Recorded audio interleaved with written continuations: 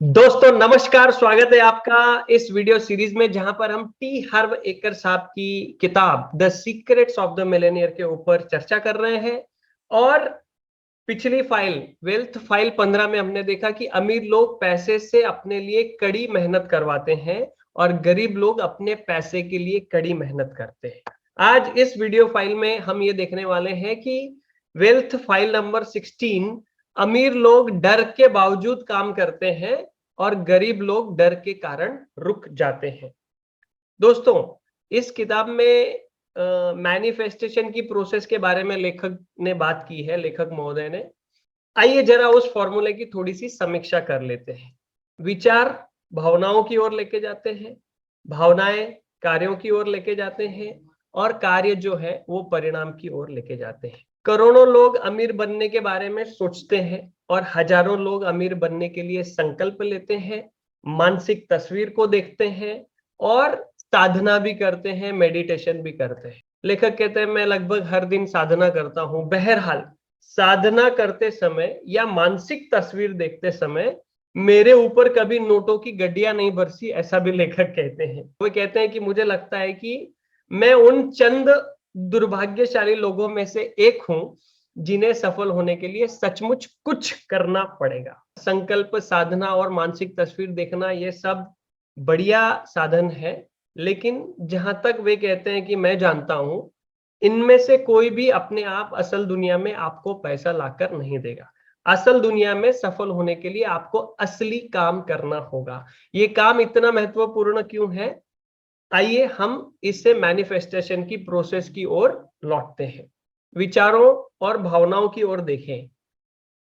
वे अंदरूनी जगत का हिस्सा है या बाहरी जगत का हिस्सा है? अंदरूनी जगत का। अब परिणामों की ओर देखें। वे किस जगत का हिस्सा है? बाहरी जगत का। इसका मतलब ये है कि काम जो है वो अंदरूनी और बाहरी, इन दोनों के जगत के बीच का पुल है। अगर काम इतना महत्वपूर्ण है तो हमें कौन सी चीज उस काम को करने से रोक रही है, जिसके बारे में हम जानते हैं कि हमें वह करना ही चाहिए? उत्तर है डर। डर, शंका, चिंता, ये सबसे बड़ी बाधाओं में से है दोस्तों। ना सिर्फ सफलता बल्कि खुशी की राह में भी। अमीरों और गरीबों के बीच का एक बड़ा अंतर यह भी है कि अमीर लोग डर के बावजूद काम करने के इच्छुक रहते हैं, गरीब लोग डर के कारण रुक जाते हैं। सूजन जेफर्स ने इसके बारे में एक बहुत अच्छी पुस्तक लिखी है जिसका शीर्षक है, लेखक कहते हैं, feel the fear and do it anyway. Feel the fear and do it anyway. ज्यादातर लोग सबसे बड़ी गलती ये करते हैं कि वे काम करने से पहले डर की इस भावना को कम होने या खत्म होने का इंतजार करते हैं। आमतौर पर ये लोग हमेशा इंतजार ही करते रहते हैं दोस्तों। हमारे लेखक कहते हैं कि हमारे एनलाइटेंड वॉरियर प्रोग्राम में हम सिखाते हैं कि सच्चा जो वॉरियर होता है, सच्चा जो योद्धा होता है, वो डर के जो नाग है उसको पालतू बना सकता है। देखिए, ये नाग को मारने के बारे में नहीं कहता है, ये नाग से छुटकारा पाने के बारे में भी नहीं कहता है, और निश्चित रूप से ये ना नाग से दूर भागने को भी नहीं कहता है। ये कहता है कि नाग को पालतू बना लो, डर के नाग को। इस बात का एहसास बहुत महत्वपूर्ण है कि सफल होने के लिए डर से मुक्ति पाना जरूरी नहीं है। अमीर और सफल लोगों के मन में भी डर होता है।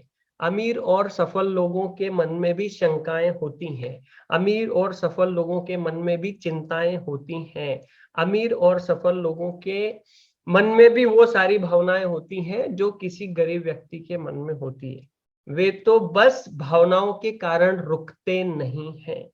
दूसरी तरफ जब गरीब लोगों के मन में डर, शंकाएं और चिंताएं होती हैं तो वे इन भावनाओं के कारण रुक जाते हैं। तो दौलत का सिद्धांत क्या है? सफल होने के लिए डर से मुक्ति पाना जरूरी नहीं है। क्योंकि हम आदत के गुलाम हैं दोस्तों, इसलिए हमें डर, शंका, चिंता, अनिश्चितता, असुविधा और मुश्किलों के बावजूद काम करने की आदत डालनी होगी।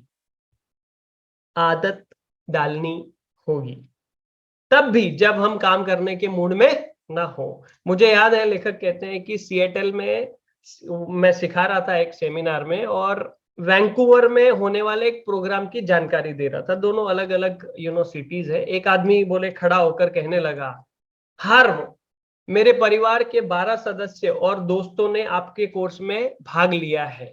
उन सभी का कहना है कि आपका सेमिनार जिंदगी बदल देता है। अगर आप सिएटल में कोर्स आयोजित करें तो मैं उसे करने जरूर आऊंगा। लेखक कहते हैं कि मैंने उसकी प्रशंसा के लिए उसको धन्यवाद दिया और उससे पूछा कि क्या वो एक अच्छी सलाह सुनना चाहता है। वो खुशी से सहमत हो गया और बोला, हाँ हाँ, क्यों नहीं। और लेखक कहते हैं कि मैंने कहा, मेरे पास आपके लिए 4 शब्द हैं। उसने बेकरारी से पूछा कि वे 4 शब्द क्या हैं। मैंने संक्षेप में जवाब दिया, आप बिल्कुल कड़के हैं। आप बिल्कुल कड़के हैं।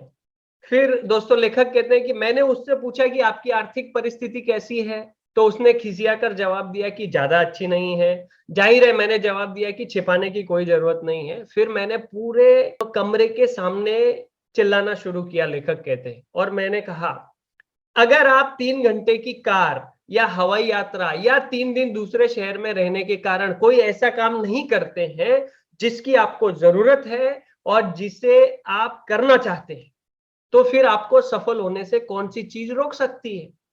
जवाब है, कोई भी चीज।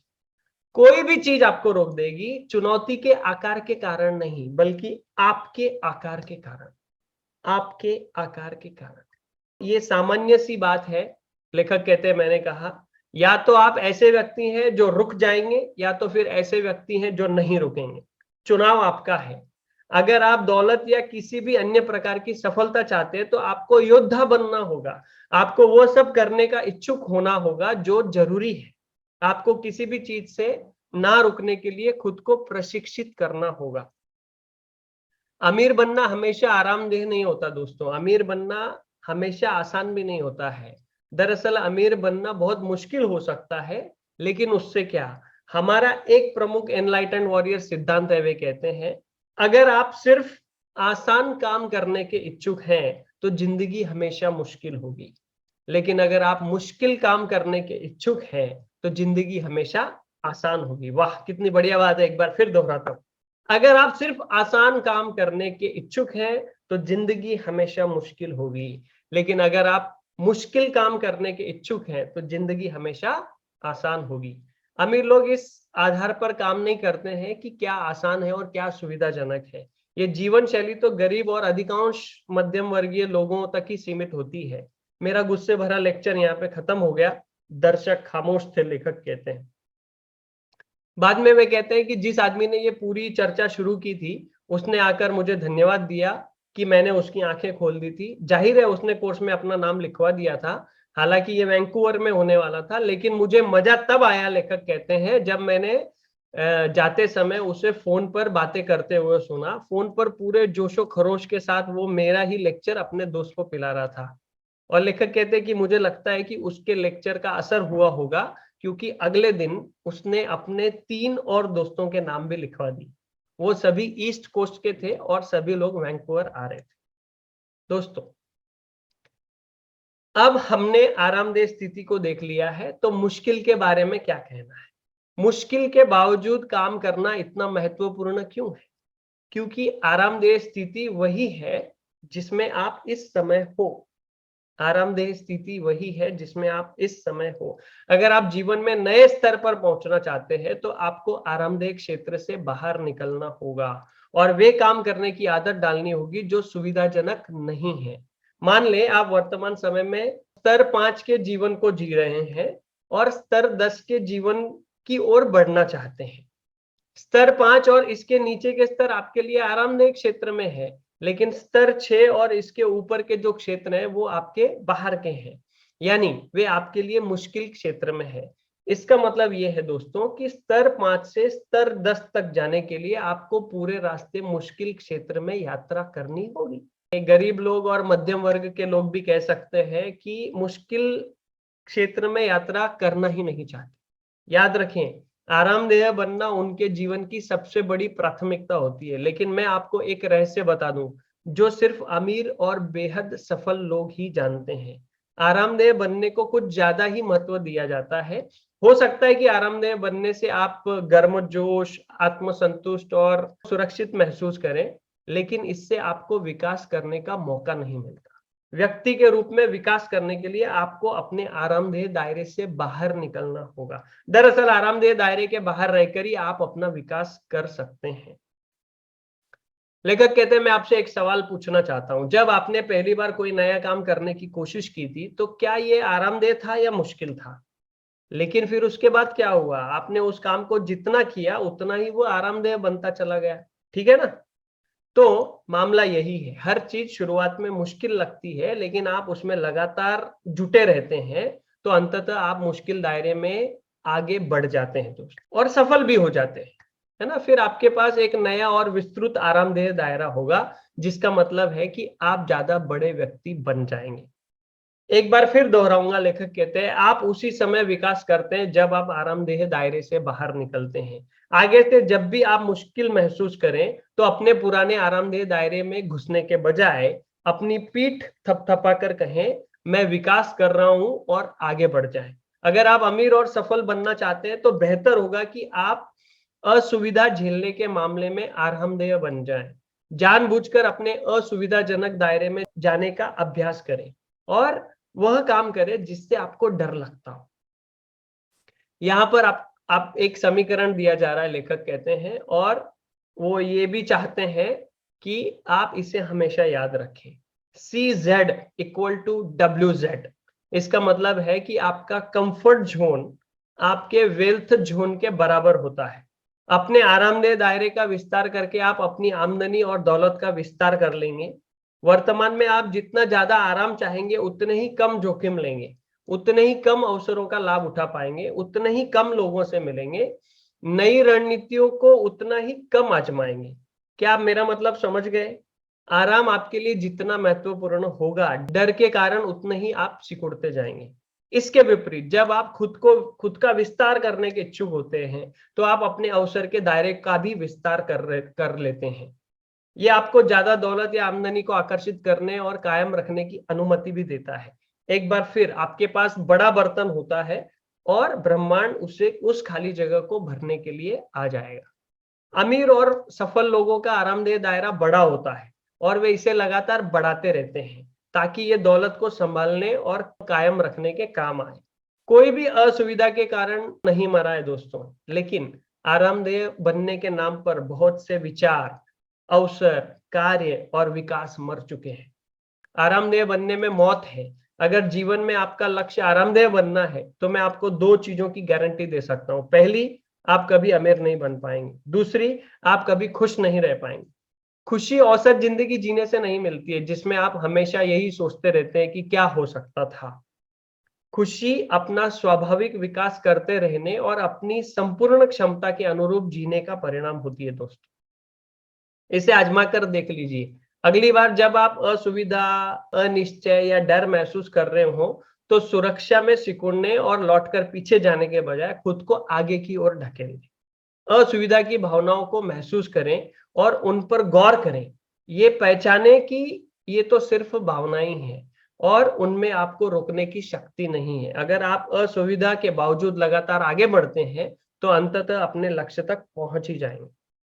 असुविधा की भावनाएं कभी कम होती हैं या नहीं, इससे कोई फर्क नहीं पड़ता। दरअसल जब वे कम होने लगे तो इस बात का इशारा मानना चाहिए आपको कि आपका अपना उद्देश्य बड़ा करने का समय आ गया है और अपने उद्देश्य को बड़ा कर देना चाहिए, क्योंकि जिस पल आप आरामदेह बन जाते हैं आपका विकास थम जाता है।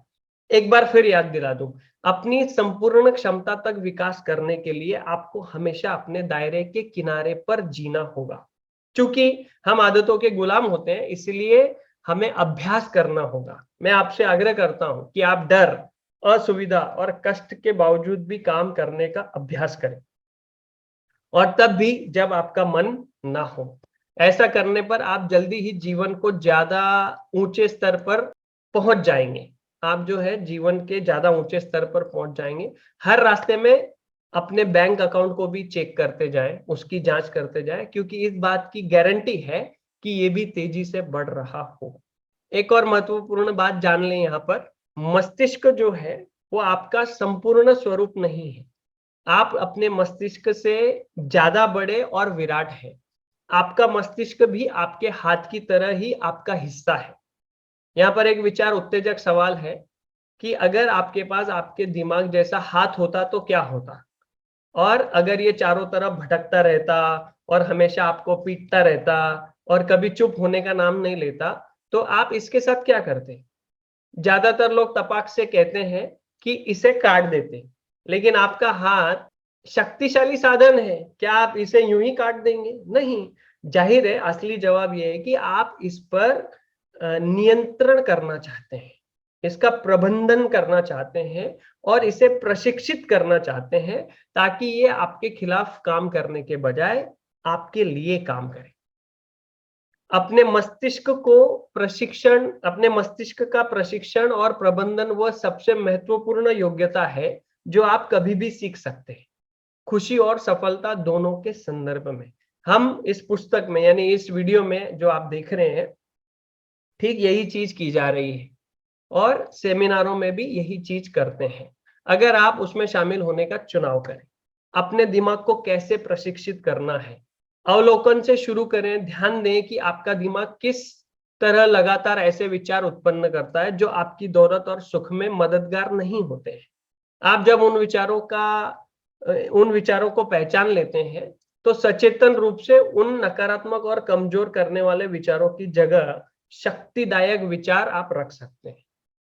आप सोचने के लिए शक्तिदायक तरीके कहाँ खोज सकते हैं? यहीं पर, इन्हीं वीडियो में। हर घोषणा सोचने का एक शक्तिदायक और सफल तरीका है दोस्तों। सोचने और जीने के इन तरीकों तथा नजरियों को अपना लीजिए। आपको औपचारिक आमंत्रण का इंतजार करने की जरूरत नहीं है। इसी समय फैसला कर लें कि आपकी जिंदगी बेहतर बन जाएगी अगर आप अतीत की आत्म पराजयी मानसिक आदतों के बजाय इस पुस्तक में बताए तरीकों से सोचने का चुनाव कर सकते हैं। इसी समय फैसला कर ले कि आज के बाद आपके विचार आपको नहीं चलाएंगे, आप अपने विचारों को चलाएंगे। आगे से आपका मस्तिष्क आपके लिए काम करेगा। आप अपने विचार चुन सकते हैं। आप में किसी भी वक्त ऐसे हर विचार को रद्द करने की नैसर्गिक क्षमता होती है जो आपको सहयोग नहीं दे रहा हो। आप किसी भी समय शक्तिदायक विचारों को भी अपने भीतर रख सकते हैं। इसके लिए सिर्फ उन पर ध्यान केंद्रित करें और वे आपकी प्रोग्रामिंग में इंस्टॉल हो जाएंगे। आप में अपने मस्तिष्क को नियंत्रित करने की शक्ति है। जैसा कि मैं पहले जिक्र कर चुका हूं, मेरे एक सेमिनार में मेरे एक बहुत करीबी मित्र और बेस्ट सेलिंग लेखक रॉबर्ट एलन ने एक गहरी बात कही थी। लेखक कहते हैं, कोई भी विचार आपके दिमाग में बिना किराए के नहीं रहता है। वाह! कोई भी विचार आपके दिमाग में बिना किराए के नहीं रहता है। इसका मतलब है कि आप नकारात्मक विचारों की कीमत भी चुकाते हैं। आप धन, ऊर्जा, समय, सेहत और अपनी खुशी के स्तर पर इनकी कीमत चुकाते हैं। अगर आप जल्द से जल्द जीवन के नए स्तर पर पहुंचना चाहते हैं, तो अपने विचारों को 2 श्रेणियों में बांटें, शक्ति बढ़ाने वाले, शक्ति घटाने वाले। अपने मस्तिष्क में आने वाले विचारों पर ध्यान दें और ये तय करें कि वे आपकी खुशी या सफलता में मददगार हैं या नहीं। फिर सिर्फ शक्ति बढ़ाने वाले विचारों को ही मस्तिष्क में रखने का चुनाव करें, जबकि शक्ति घटाने वाले विचारों को नजरअंदाज करें। जब कोई असहयोगी विचार अपना सिर उठाए, तो कहे रद्द, कैंसल, या अपनी बात रखने के लिए धन्यवाद, और फिर उसकी जगह ज्यादा सहयोगी विचार रखने। मैं इस प्रक्रिया को सशक्त चिंतन कहता हूं दोस्तों, लेखक कहते हैं। और मेरा यकीन माने, अगर आप इसका अभ्यास करते हैं तो आपकी जिंदगी पहले जैसे नहीं रह जाएगी, ये मेरा वादा है। सशक्त चिंतन और सकारात्मक चिंतन में क्या फर्क है? अंतर छोटा है लेकिन गहरा है। मेरे हिसाब से लेखक कहते हैं, लोग सकारात्मक चिंतन का प्रयोग करके यह नाटक करते हैं कि हर चीज गुलाबी है, जबकि उन्हें सचमुच इसका यकीन नहीं होता है। सशक्त चिंतन में हम समझते हैं कि हर चीज तटस्थ है, यानी किसी चीज का कोई अर्थ नहीं होता सिवाय उस अर्थ के जो हम उसे देते हैं। इसका मतलब, अपनी कहानी हम खुद लिखते हैं और हम ही इसका अर्थ देते हैं। यही सकारात्मक चिंतन और सशक्त चिंतन के बीच का फर्क है। सकारात्मक चिंतन में लोग अपने विचारों को सच मानते हैं। सशक्त चिंतन में हमें यह पता होता है कि हमारे विचार सच नहीं है, लेकिन चूंकि हम अपनी कहानी लिखने जा रहे हैं, इसीलिए क्यों ना हम ऐसी कहानी लिखे जो हमारी मदद करे।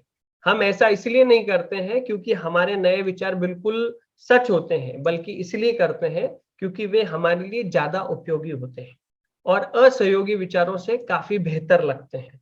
सो दोस्तों, अभी घोषणा करने का समय आ गया है।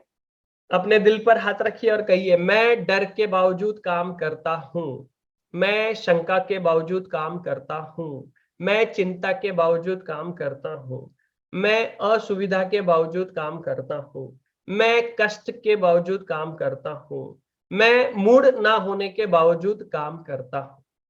बढ़िया, एक बार फिर दोहराते हैं। मैं डर के बावजूद काम करता हूं, मैं शंका के बावजूद काम करता हूं, मैं चिंता के बावजूद काम करता हूं, मैं असुविधा के बावजूद काम करता हूं, मैं कष्ट के बावजूद काम करता हूं, मैं मूड ना होने के बावजूद काम करता हूं।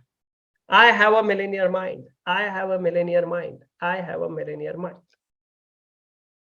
और दोस्तों, जैसा लेखक हर चैप्टर के बाद गतिविधियां देती हैं, यहाँ पर भी 3 गतिविधियां आपके लिए दी गई हैं। पहली ये है, धन दौलत के संबंध में अपनी 3 सबसे बड़ी चिंताओं, परेशानियों या डरों की सूची बनाइए। उन्हें चुनौती दीजिए, हर एक के सामने लिख ले कि जिस स्थिति से आप डर रहे हैं, अगर वो सचमुच आ जाए तो आप क्या करोगे? क्या आप उसके बावजूद जिंदा बच पाओगे? क्या आप दोबारा वापस कर सकते हो? पूरी संभावना है कि जवाब हाँ होगा। अब चिंता छोड़ दें और अमीर बनना शुरू करें। दूसरी गतिविधि, अपने आरामदेह दायरे से बाहर निकलने का अभ्यास करें। जानबूझकर ऐसे निर्णय लें जो आपके लिए असुविधाजनक हो। ऐसे लोगों से बातचीत करें जिनसे आप आमतौर पर बात नहीं करते हैं। अपनी तनख्वाह बढ़ाने की मांग करें या अपने बिजनेस में अपनी कीमत बढ़ा लें। हर दिन 1 घंटे जल्दी उठें। रात को प्राकृतिक वातावरण में घूमने के लिए जाएं। और तीसरी गतिविधि, सशक्त चिंतन को अपनाएं। खुद पर और अपने विचार तंत्र पर गौर करें। अपने मस्तिष्क में सिर्फ वही विचार रखें जो आपकी खुशी और सफलता में सहायक होते हो। आपके दिमाग की धीमी आवाज जब भी इस तरह की बात कहे, मैं नहीं कर सकता या मैं नहीं करना चाहता या मेरा मन नहीं है, तो उसे चुनौती दी। इस डर पर आधारित, आराम पर आधारित आवाज पर खुद को हावी न होने दें। खुद से वादा करें कि जब भी ये आवाज आपको कोई सफलता दिलाने वाला काम करने से रोकती है, तो आप उस काम को जरूर करेंगे, सिर्फ अपने दिमाग को यह दिखाने के लिए कि बॉस वो नहीं है, आप हैं। इससे ना आपका विश्वास नाटकीय रूप से बढ़ जाएगा दोस्तों, बल्कि अंततः ये आवाज जान जाएगी कि उसका आप पर बहुत कम प्रभाव है और धीरे धीरे वो शांत हो जाएगी। दोस्तों, मेरा नाम जगदीश भगत है और financial fitness cash flow community, जहां पर हमारा मिशन है आपको स्टॉक मार्केट में passive income, option selling, option trading के माध्यम से पैसिव इनकम जनरेट करने में मदद करना। अगर आपको ये वीडियो अच्छा लगा हो तो आप हमारे व्हाट्सएप ग्रुप को ज्वाइन कर सकते हैं, जिसकी लिंक जो है नीचे दी गई है, जहां पर हमारे अगले होने वाले वेबिनार की जानकारी आपको मिलती रहेगी। आपका इस वीडियो को देखने के लिए बहुत बहुत धन्यवाद।